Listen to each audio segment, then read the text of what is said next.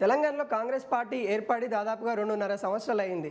కానీ తెలంగాణకి home minister లేడు అనే వాదనలు కూడా బలంగా వినిపిస్తూ ఉన్నాయి. సీఎం రేవంత్ రెడ్డి దగ్గరనే కీలకమైన శాఖలు ఉన్నాయి. Home minister CM Revanth Reddy దగ్గరనే ఆ శాఖను కూడా తన దగ్గరనే ఉంచుకోవడం చాలా వివాదాలకి దారితీస్తూ ఉంది.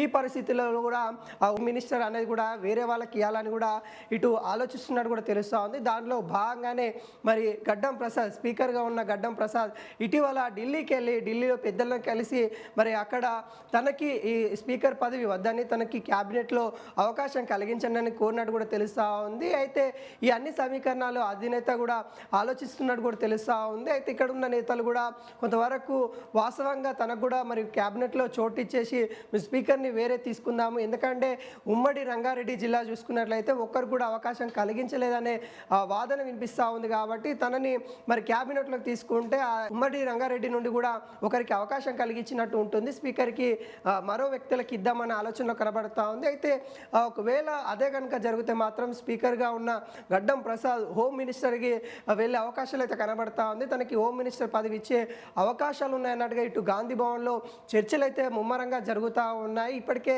ఆ స్పీకర్ పదవి కూడా ఎవరికి ఇస్తారనే వాదనలు అయితే వినిపిస్తూ ఉన్నాయి. ప్రధానంగా ఇప్పుడు మంత్రుల్లో ఉన్న వాళ్ళ పేర్లే వినిపిస్తూ ఉన్నాయి. అడ్లూరి లక్ష్మణ్ అని ఇట్లా దళితులకు సంబంధించిన వ్యక్తులకి ఇవ్వాలని అలా అయితే వినిపిస్తూ ఉన్నాయి. మరి ఇలా చూసుకున్నట్లయితే వివేక్ వెంకటస్వామి కూడా పేరు వినిపిస్తూ ఉంది. మరి ఎవరికి ఇస్తారన్నది కూడా ఇంకా కొంత ఉత్కంఠ అయితే కొనసాగుతూ ఉంది. కానీ గడ్డం ప్రసాద్ మాత్రము హోమ్ మినిస్టర్ ఇస్తారనే వాదన అయితే బలంగా వినిపిస్తూ ఉంది. ఆయన అయితే సమర్థవంగా చేసే పని గడ్డం ప్రసాద్ అయితే చేస్తారని ఇటు హోమ్ మినిస్టర్గా తనైతే సరైన వ్యక్తి అని ఇటు అధినేతలు నమ్ముతూ ఉన్నారు. కాబట్టి తనకే ఇవ్వాలన్న ఆలోచనలో ఇటు సీఎం రేవంత్ రెడ్డి కూడా గ్రీన్ సిగ్నల్ ఇచ్చినట్టు కూడా తెలుస్తూ ఉంది. మరి త్వరలో వీటికి సంబంధించి అంటే ఇంకో 2 వారాల్లో కీలక ప్రకటనలు వచ్చే అవకాశం ఉందన్నగా తెలుస్తూ ఉంది.